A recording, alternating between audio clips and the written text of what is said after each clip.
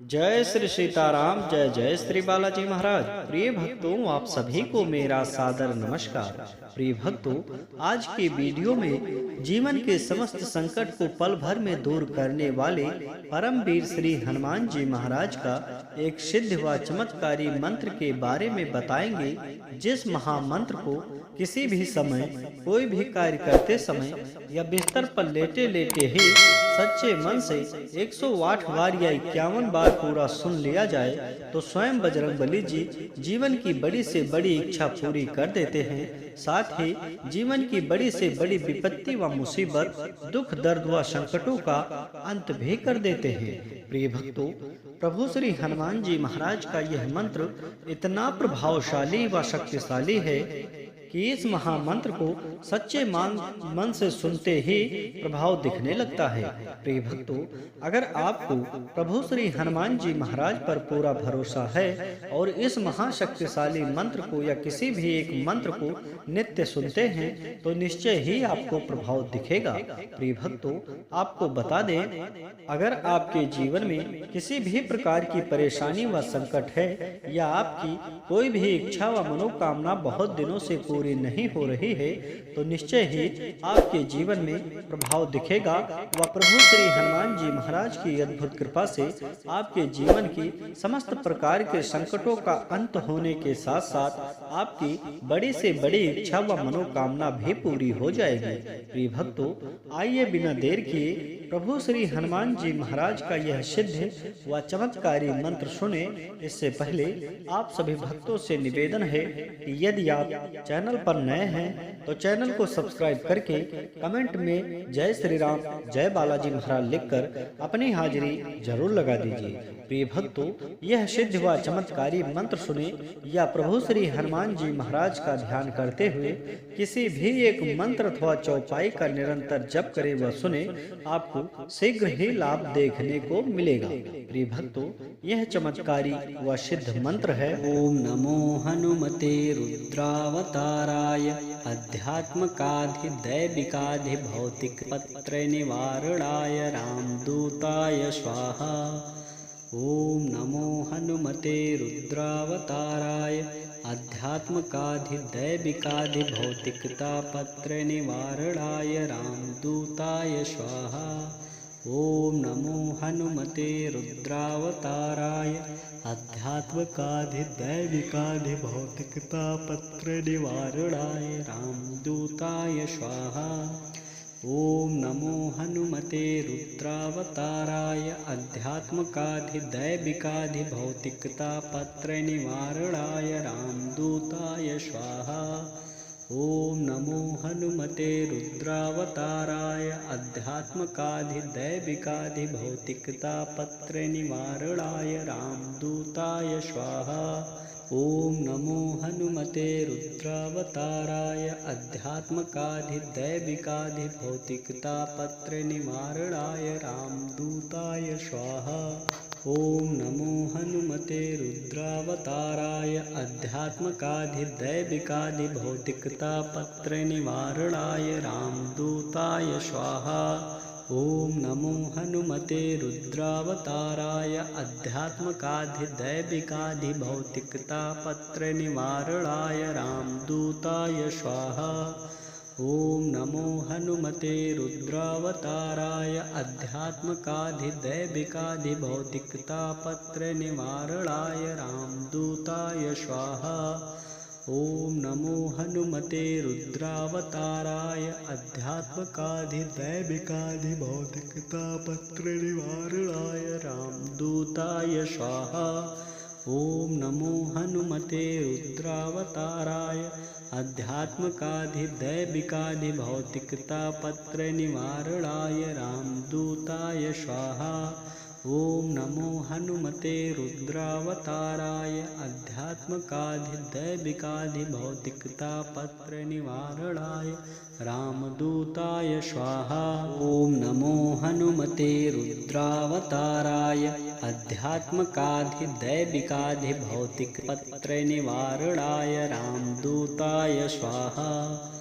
ॐ नमो हनुमते रुद्रावताराय आध्यात्मकाधिदैविकाधिभौतिकतापत्रनिवारणाय रामदूताय स्वाहा।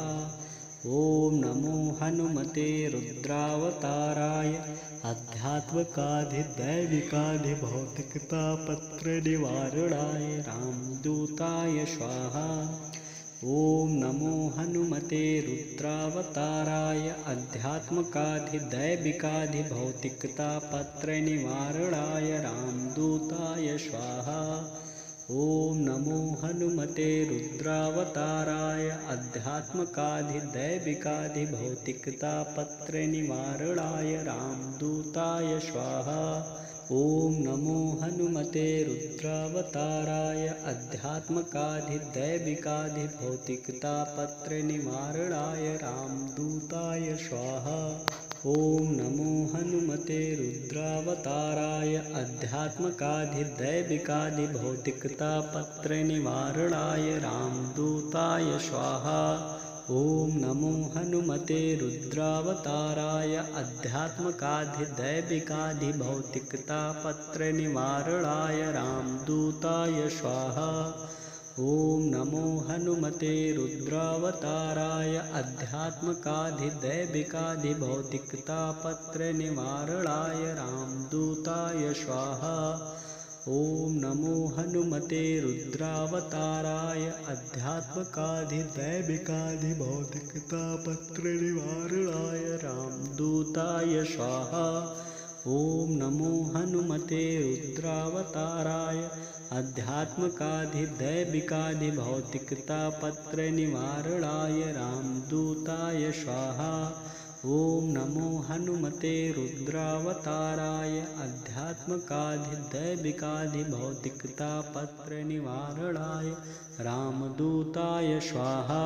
ॐ नमो हनुमते रुद्रावताराय आध्यात्मकाधिदैविकाधिभौतिकतापत्रनिवारणाय रामदूताय स्वाहा।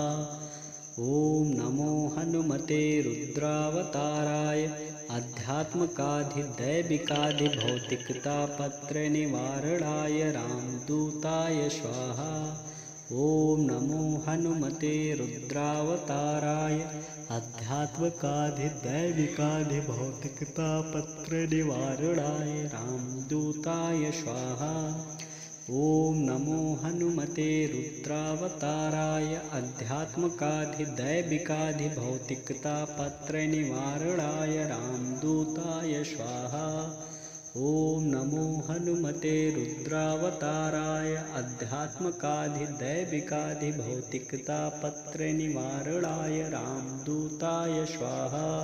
ॐ नमो हनुमते रुद्रावताराय आध्यात्मकाधिदैविकाधिभौतिकतापत्रनिवारणाय रामदूताय स्वाहा। ॐ नमो हनुमते रुद्रावताराय आध्यात्मकाधिदैविकाधिभौतिकतापत्रनिवारणाय रामदूताय स्वाहा। ॐ नमो हनुमते रुद्रावताराय आध्यात्मकाधिदैविकाधिभौतिकतापत्रनिवारणाय रामदूताय स्वाहा। ॐ नमो हनुमते रुद्रावताराय आध्यात्मकाधिदैविकाधिभौतिकतापत्रनिवारणाय रामदूताय स्वाहा। ॐ नमो हनुमते रुद्रावताराय आध्यात्मकाधिदैविकाधिभौतिकतापत्रनिवारणाय रामदूताय स्वाहा। ॐ नमो हनुमते रुद्रावताराय आध्यात्मकाधिदैविकाधिभौतिकतापत्रनिवारणाय रामदूताय स्वाहा। ॐ नमो हनुमते रुद्रावताराय आध्यात्मकाधिदैविकाधिभौतिकतापत्रनिवारणाय रामदूताय स्वाहा। ॐ नमो हनुमते रुद्रावताराय आध्यात्मकाधिदैविकाधिभौतिकतापत्रनिवारणाय रामदूताय स्वाहा। ॐ नमो हनुमते रुद्रावताराय आध्यात्मकाधिदैविकाधिभौतिकतापत्रनिवारणाय रामदूताय स्वाहा। ॐ नमो हनुमते रुद्रावताराय आध्यात्मकाधिदैविकाधिभौतिकतापत्रनिवारणाय रामदूताय स्वाहा। ॐ नमो हनुमते रुद्रावताराय आध्यात्मकाधिदैविकाधिभौतिकतापत्रनिवारणाय रामदूताय स्वाहा। ॐ नमो हनुमते रुद्रावताराय आध्यात्मकाधिदैविकाधिभौतिकतापत्रनिवारणाय रामदूताय स्वाहा। ॐ नमो हनुमते रुद्रावताराय आध्यात्मकाधिदैविकाधिभौतिकतापत्रनिवारणाय रामदूताय स्वाहा। ॐ नमो हनुमते रुद्रावताराय आध्यात्मकाधिदैविकाधिभौतिकतापत्रनिवारणाय रामदूताय स्वाहा।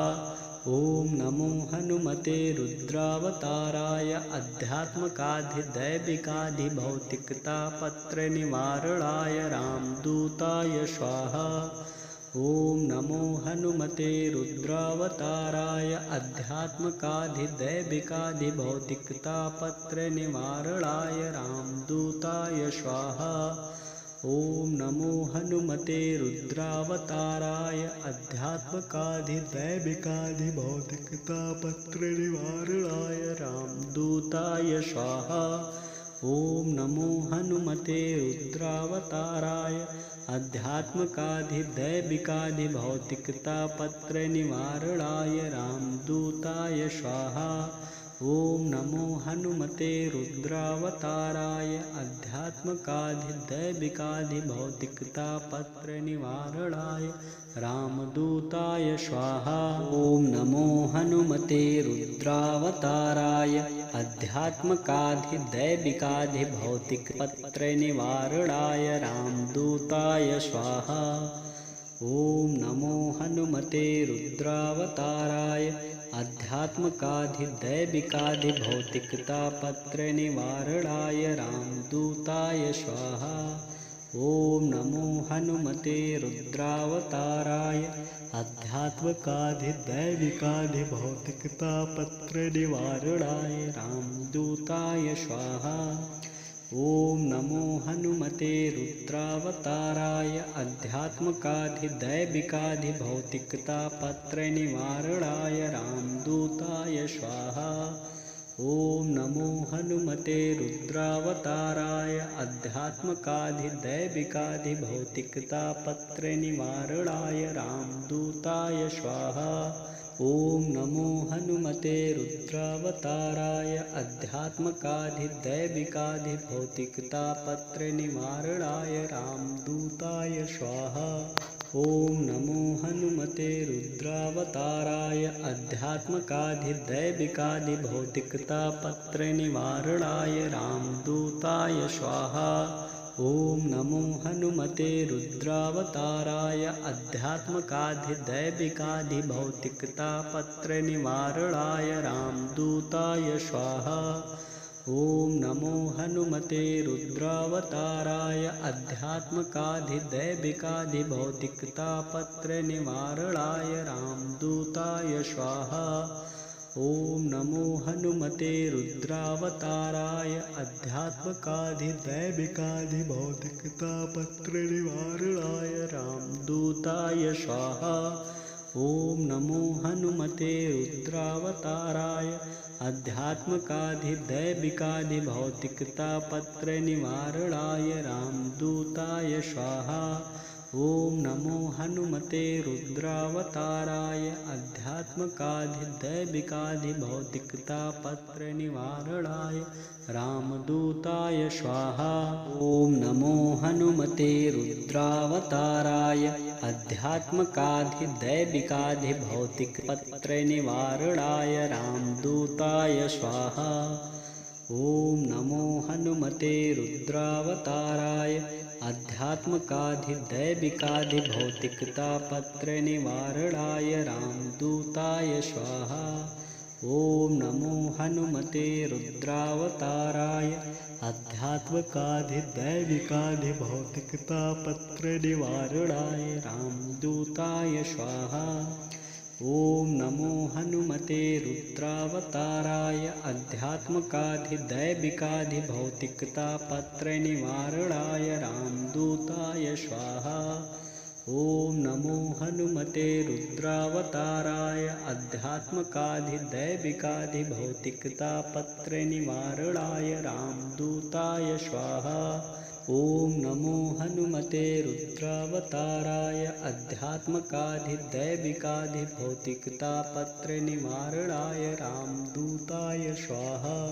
ॐ नमो हनुमते रुद्रावताराय आध्यात्मकाधिदैविकाधिभौतिकतापत्रनिवारणाय रामदूताय स्वाहा।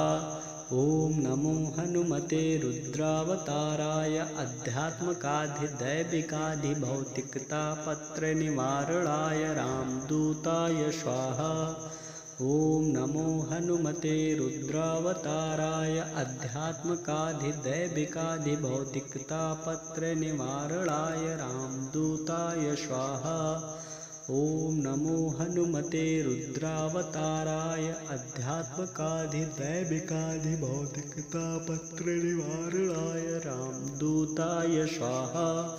ॐ नमो हनुमते रुद्रावताराय आध्यात्मकाधिदैविकाधिभौतिकतापत्रनिवारणाय रामदूताय स्वाहा। ॐ नमो हनुमते रुद्रावताराय आध्यात्मकाधिदैविकाधिभौतिकतापत्रनिवारणाय रामदूताय स्वाहा। ॐ नमो हनुमते रुद्रावताराय आध्यात्मकाधिदैविकाधिभौतिकपत्रनिवारणाय रामदूताय स्वाहा। ॐ नमो हनुमते रुद्रावताराय आध्यात्मकाधिदैविकाधिभौतिकतापत्रनिवारणाय रामदूताय स्वाहा। ॐ नमो हनुमते रुद्रावताराय आध्यात्मकाधिदैविकाधिभौतिकतापत्रनिवारणाय रामदूताय स्वाहा। ॐ नमो हनुमते रुद्रावताराय आध्यात्मकाधिदैविकाधिभौतिकतापत्रनिवारणाय रामदूताय स्वाहा। ॐ नमो हनुमते रुद्रावताराय आध्यात्मकाधिदैविकाधिभौतिकतापत्रनिवारणाय रामदूताय स्वाहा। ॐ नमो हनुमते रुद्रावताराय आध्यात्मकाधिदैविकाधिभौतिकतापत्रनिवारणाय रामदूताय स्वाहा। ॐ नमो हनुमते रुद्रावताराय आध्यात्मकाधिदैविकाधिभौतिकतापत्रनिवारणाय रामदूताय स्वाहा। ॐ नमो हनुमते रुद्रावताराय आध्यात्मकाधिदैविकाधिभौतिकतापत्रनिवारणाय रामदूताय स्वाहा। ॐ नमो हनुमते रुद्रावताराय आध्यात्मकाधिदैविकाधिभौतिकतापत्रनिवारणाय रामदूताय स्वाहा। ॐ नमो हनुमते रुद्रावताराय आध्यात्मकाधिदैविकाधिभौतिकतापत्रनिवारणाय रामदूताय स्वाहा।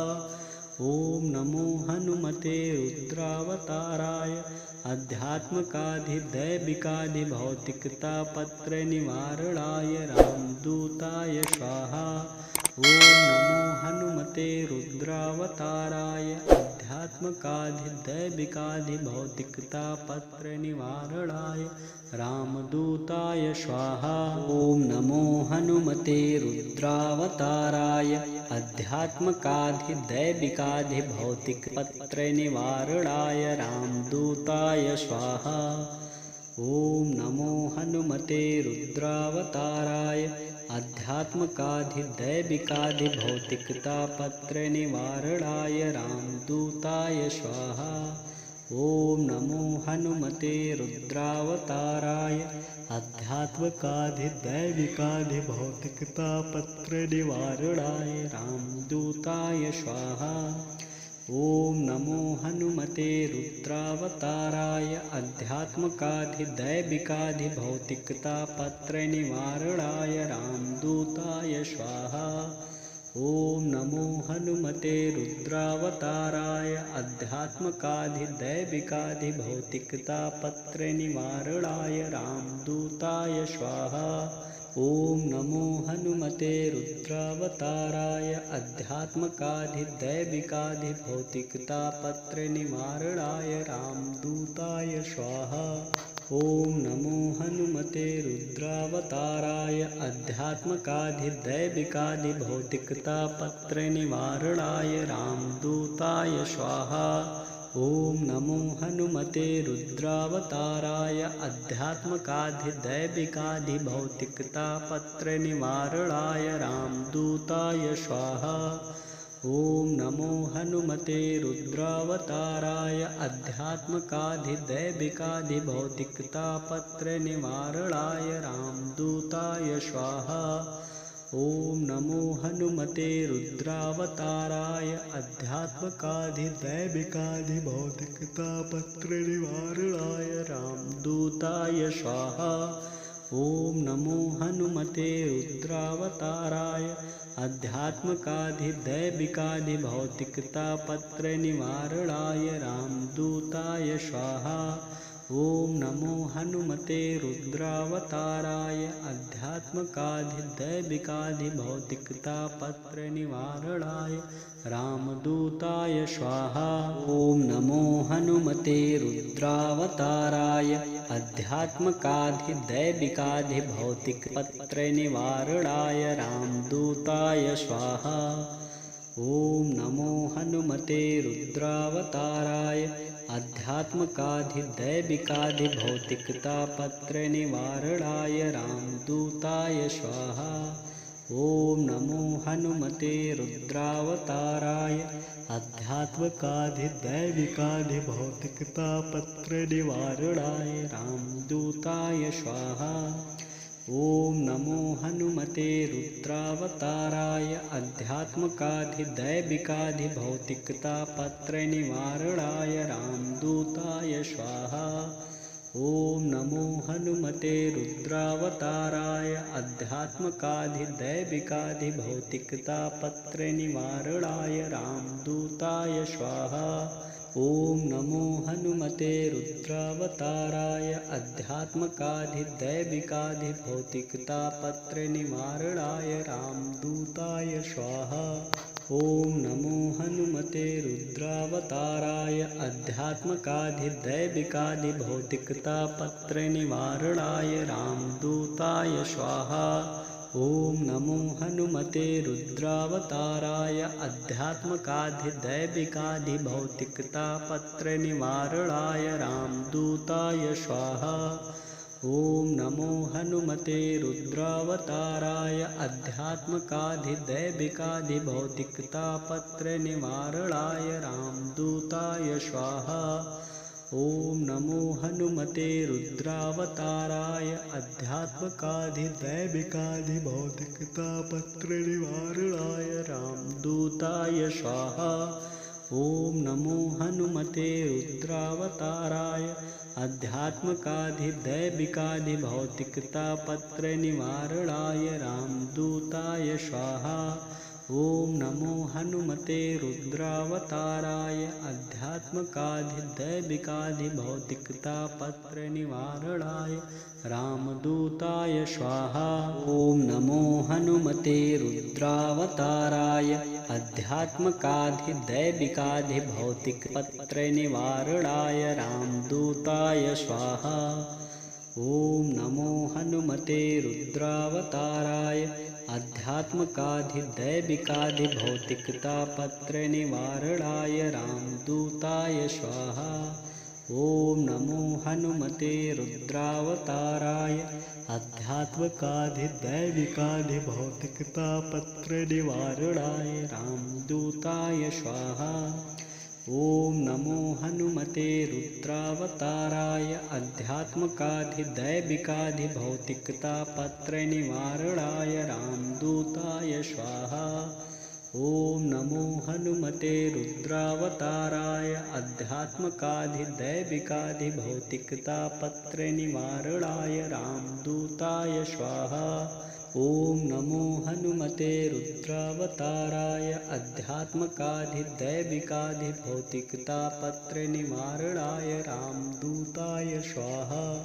ॐ नमो हनुमते रुद्रावताराय आध्यात्मकाधिदैविकाधिभौतिकतापत्रनिवारणाय रामदूताय स्वाहा। ॐ नमो हनुमते रुद्रावताराय आध्यात्मकाधिदैविकाधिभौतिकतापत्रनिवारणाय रामदूताय स्वाहा।